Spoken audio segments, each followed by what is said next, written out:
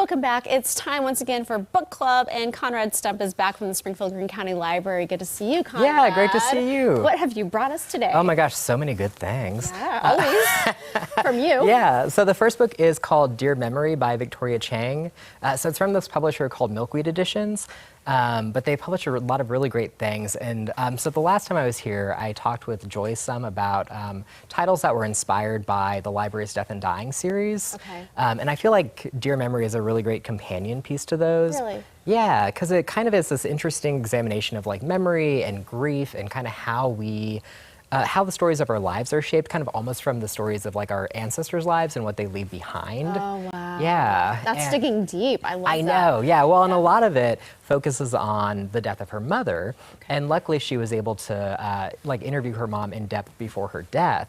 But you know, when someone dies, we have all these questions that now become like more difficult to answer. And so, you know, part of it is how do we put those pieces together to tell the story? But what I find interesting is also like how do we, you know, leave stuff behind so that the story of our life can be told by you know, the next generation. So it's kind of about how memory is generational and how it shapes families and how it sort of, you know, seeps into the next generation. So it's a really interesting book. That sounds fascinating. Yeah. Okay, what's your second one here? Yes, so this one is also from Milkweed Editions.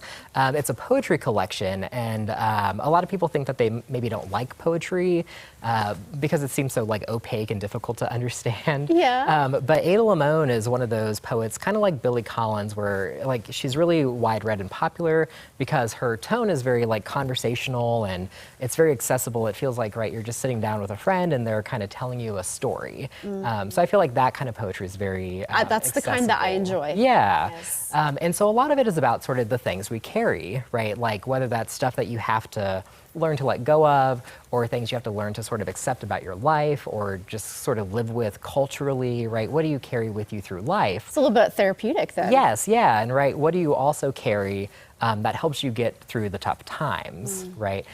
So it's kind of just about kind of what shapes us and the things that sort of make up who we are. Yeah. So yeah, it's sort of, so they're a little bit connected to it in theme, it feels like. I understand. Yeah, it makes sense. And this last one? Yes, so this is a huge book this year. This is from another publisher called Tor Nightfire, but I've seen this everywhere. All of the library's copies are checked out, and it has like at least 24 holds on it. So yeah, it's very popular right now. Stephen King called it a nerve shredder. And coming from him, right? I'm sure it is. Yes, yeah. And Publishers Weekly, Library Journal gave it starred reviews. And so it's kind of one of those books that you want to go into it knowing like as little as possible because it's a thriller. But I feel like I can tell a couple things. Yeah. So, keep us surprised, right? but tell us a little bit. Yeah. So it kind of centers around a few characters, and there's Tom, who is unemployed, he drinks too much, and he lives alone with his cat Olivia at the end of a cul-de-sac, sort of until his daughter comes to visit him.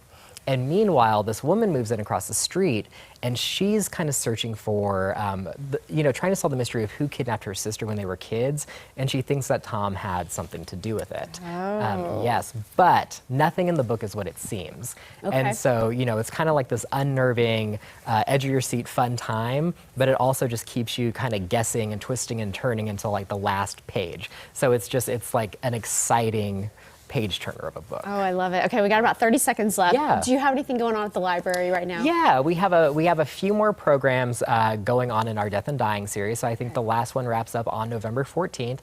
You can learn about those by going to thelibrary.org/programs, and then you'll see what else we have coming up. All right. Thank you so much for being here. Yeah, thanks for having me. We'll be right back.